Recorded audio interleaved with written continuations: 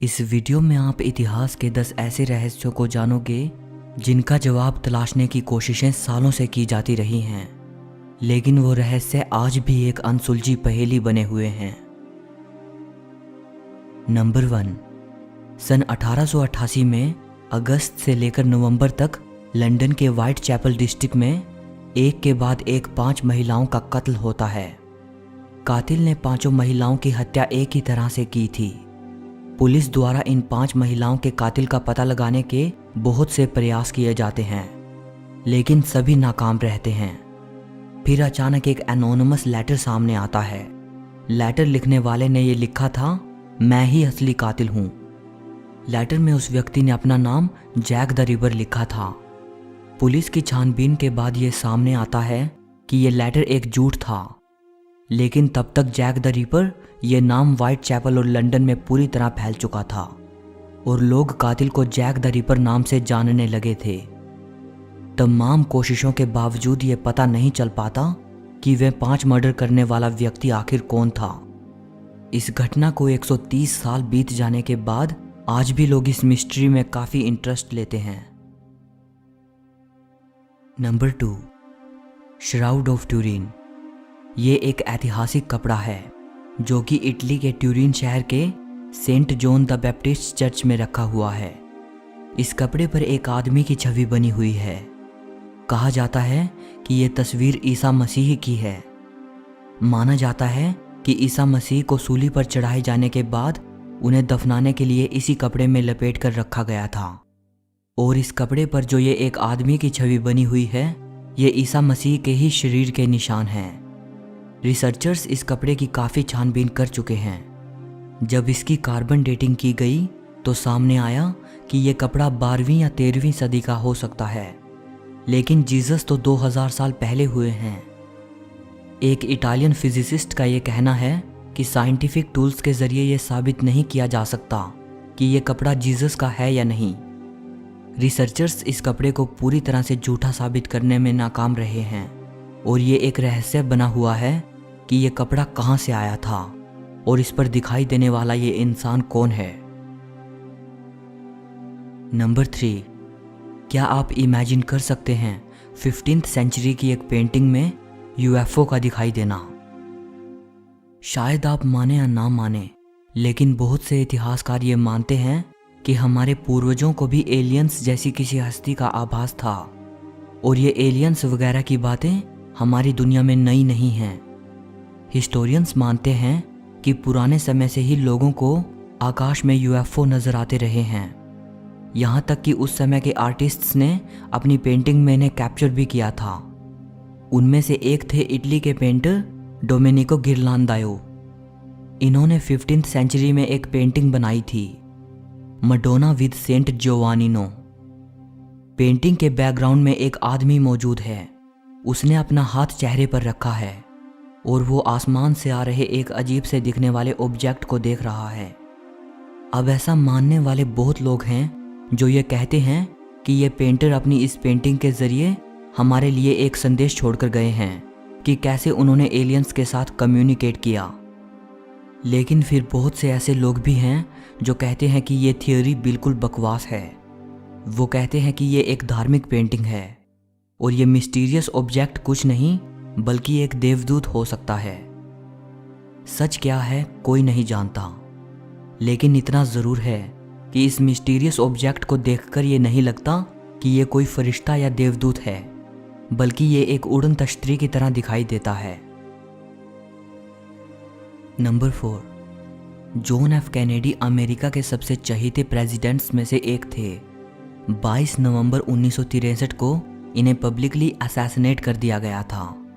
ली Harvey Oswald को John F Kennedy का कातिल माना जाता है, लेकिन उनकी हत्या को 57 साल बीत जाने के बाद आज भी बहुत लोग ये कहते हैं कि शायद Lee Harvey Oswald real killer नहीं थे, क्योंकि जिस वक्त प्रेसिडेंट कैनेडी को गोली मारी गई उस वक्त वो उनकी कार से बहुत दूर थे। लोग मानते हैं कि प्रेसिडेंट का हत्यारा कोई और व्यक्ति था और वो गोली चलाने के बाद वहां से फरार हो गया होगा। अब जो मिस्ट्री मैं बताने वाला हूं वो एक महिला से जुड़ी हुई है।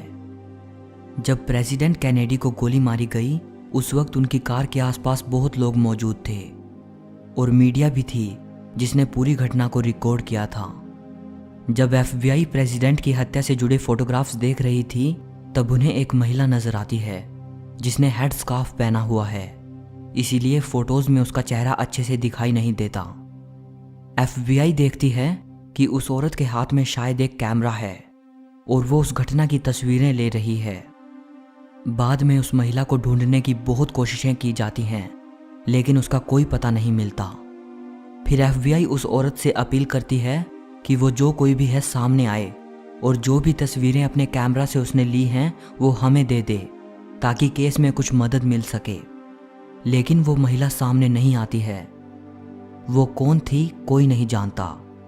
FBI को जिस बात ने हैरान किया वो ये कि घटना के दौरान उस महिला का बिहेवियर काफ़ी स्ट्रेंज था। लोगों को अपनी जान बचाने की पड़ी है, वो इधर उधर भाग रहे हैं और ये महिला बिना किसी फिक्र के फोटोज लेने में व्यस्त है। अब ये तो आज तक पता नहीं चल पाया कि ये औरत कौन थी, लेकिन इसको लेकर बहुत सारी थियोरीज सामने आई थी। एक थियोरी ये कहती है कि यही औरत असली कातिल हो सकती है और इसके हाथ में कैमरा नहीं बल्कि गन है। इस महिला का बाद में नाम पड़ा बबुश्का लेडी, क्योंकि इसने अपने सिर पर जो हेड स्कार्फ पहना था उसे आमतौर पर रशियन ग्रैंड मदर्स पहनती हैं और रशियन लैंग्वेज में ग्रैंड मदर को बबुश्का कहा जाता है। नंबर 5, अमेलिया एयरहार्ट एक अमेरिकन पायलट थी। अमेलिया पहली ऐसी महिला थी जिन्होंने अकेले हवाई जहाज में बैठकर अटलांटिक ओशन के ऊपर से उड़ान भरी थी। इन्होंने और भी बहुत से रिकॉर्ड्स बनाए थे और अपनी हवाई यात्राओं के बारे में बेस्ट सेलिंग किताबें भी लिखी थी। 1936 में अमेलिया पूरी दुनिया की हवाई यात्रा करने का प्लान बनाती हैं और जून 1937 में वो अपनी हवाई यात्रा शुरू करती हैं।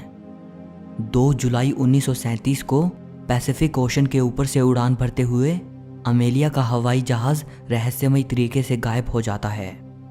जहाज गायब होने के कुछ घंटे बाद ही अमेलिया और उनके हवाई जहाज को ढूंढने की कोशिशें शुरू हो जाती हैं, लेकिन अमेलिया और उनके हवाई जहाज का कुछ पता नहीं मिलता। अमेलिया को ढूंढने की हजारों नाकाम कोशिशों के बाद 5 जनवरी 1939 को उन्हें मरा हुआ घोषित कर दिया जाता है। इतना वक्त बीत जाने के बाद आज भी अमेलिया और उनके हवाई जहाज का अचानक गायब हो जाना एक रहस्य है। बहुत से अनुमान लोगों द्वारा लगाए जाते हैं, लेकिन कोई नहीं जानता कि अमेलिया और उनके हवाई जहाज के साथ क्या हुआ था। नंबर 6, भारत की प्राचीन सिंधु घाटी सभ्यता एक बेहद विकसित सिविलाइजेशन थी। 1920s में इस सिविलाइजेशन के 2 बड़े शहरों हड़प्पा और मोहेंजोदारो की खोज हुई थी। माना जाता है कि इस सभ्यता की शुरुआत करीब 5000 साल पहले हुई थी। इस सभ्यता के लोग उस समय के हिसाब से काफ़ी आधुनिक थे। हड़प्पा और मोहेंजोदारो से जो अवशेष मिले हैं उन्हें देखकर ये पता चलता है कि इन शहरों के लोग एक बेहतरीन जिंदगी जीना सीख चुके थे। ये लोग पकी हुई ईंटों के मकानों में रहते थे। इन शहरों में बड़े भवन, ऊंची इमारतें बनी हुई थी। घरों के गंदे पानी को निकालने के लिए ढकी हुई नालियां बना रखी थी और लोगों के नहाने के लिए बड़े हमाम बने हुए थे। अब एक सवाल जिसने इतिहासकारों को सालों से परेशान किया हुआ है वो ये कि कैसे इस बेहद विकसित और विशालकाय सभ्यता का अंत हो गया।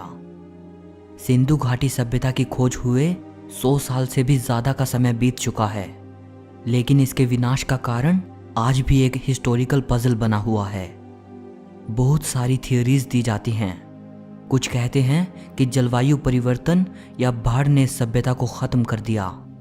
कुछ कहते हैं कि कोई महामारी फैली थी और कुछ मानते हैं कि यहां आर्यों ने हमला किया था।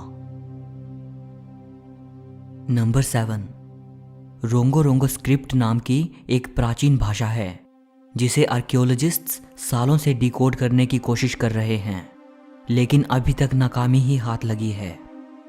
अगर हम किसी प्राचीन भाषा को समझ पाते हैं तो इससे हमें अपनी प्राचीन दुनिया के बारे में काफ़ी बातें पता चल सकती हैं और इतिहास के कई रहस्यों से पर्दा उठ सकता है।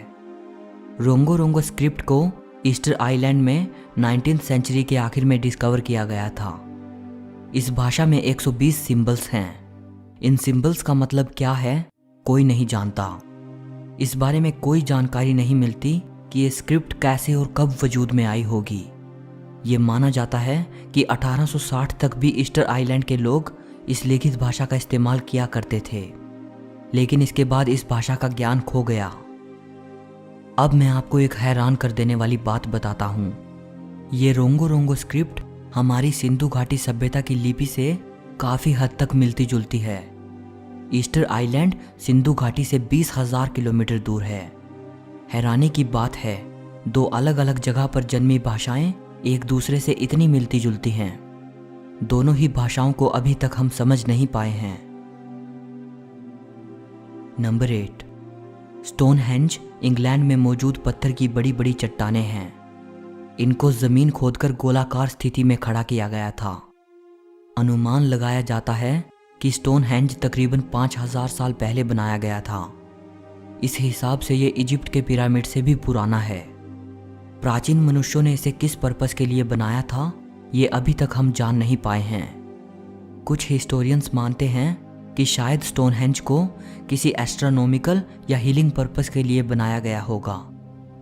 रिसर्चर्स मानते हैं कि उस जमाने के लोगों के पास जिस तरह के औजार मौजूद थे, उसे देखकर यह लगता है कि इसके निर्माण में सैकड़ों साल लगे होंगे। नंबर 9, इंग्लैंड में एक स्मारक है जिसे शेपर्ड्स मॉन्यूमेंट कहा जाता है। इसे 1763 के आसपास बनाया गया था। इस स्मारक पर निकोलस पूसन की पेंटिंग द आर्केडियन शेपर्ड्स बनी हुई है और इसके बिल्कुल ठीक नीचे 10 अक्षर का एक कोड लिखा हुआ है। इस स्मारक और इस कोड को बने हुए 250 साल से ज़्यादा बीत चुके हैं, लेकिन आज तक कोई भी इस कोड को क्रैक नहीं कर सका। ऐसा कहा जाता है कि मशहूर बायोलॉजिस्ट चार्ल्स डार्विन ने भी इस कोड का मतलब समझने की कोशिश की थी। अगर आपने दा विंची कोड मूवी देखी है तो आपको होली ग्रेल के बारे में पता होगा। बहुत से थियरिस्ट्स ये मानते हैं कि अगर इस कोड को समझ लिया गया तो ये होली ग्रेल की लोकेशन तक लेकर जाएगा। बहरहाल कुछ भी हो, 2 सदियां बीत जाने के बाद आज भी ये दुनिया का सबसे मशहूर कोड है जिसे डिकोड नहीं किया जा सका। नंबर 10, पेरू देश की राजधानी लीमा से 350 किलोमीटर दूर नाज़का रेगिस्तान है। इस रेगिस्तान में 80 किलोमीटर के एरिया में बेहद विचित्र और विशाल रेखाएं बनी हुई हैं। इन्हें नाज़का लाइंस कहा जाता है। इन रेखाओं को 2000 साल पहले बनाया गया था। इन रेखाओं में 800 स्ट्रेट लाइंस हैं, 300 ज्योमेट्रिक डिज़ाइंस हैं और 70 रेखाएं ऐसी हैं जिनमें जानवरों, पक्षियों और इंसानों की आकृतियां बनी हुई हैं। ये आकृतियां इतनी बड़ी हैं कि इन्हें ज़मीन पर खड़े होकर देखा या समझा ही नहीं जा सकता। इन आकृतियों को देखने के लिए आपको हवाई जहाज़ में बैठकर 1000 फीट ऊपर जाना पड़ेगा, तभी आपको पूरी आकृतियां दिखाई देंगी और समझ आएंगी। आर्कियोलॉजिस्ट्स ने सालों बिता दिए हैं नाज़का लाइंस के रहस्य को समझने के लिए, लेकिन आज तक ये समझा नहीं जा सका कि किसने इतनी विशाल आकृतियां बनाई थी और क्यों बनाई थी। वहाँ के लोगों की ये मान्यता है कि ये इंसानों का काम नहीं है, ये किसी दूसरे ग्रह से आए लोगों द्वारा बनाई गई आकृतियां हैं। लेकिन अगर इनके पीछे इंसानों का ही हाथ है तो हैरानी की बात यह है कि 2000 साल पहले उस जमाने के लोगों ने बिना किसी आधुनिक टेक्नोलॉजी के ऐसे चित्र बना दिए जिन्हें सिर्फ आसमान से ही देखा जा सकता था। अगर आप इनमें से किसी टॉपिक पर एक स्पेसिफिक वीडियो देखना चाहते हैं तो कमेंट करके बताइएगा। इस वीडियो के लिए बस इतना ही। अगर आपको वीडियो अच्छी लगी हो तो लाइक और शेयर करना, और ऐसी ही वीडियो देखने के लिए चैनल को सब्सक्राइब करके बेल आइकन को दबा देना।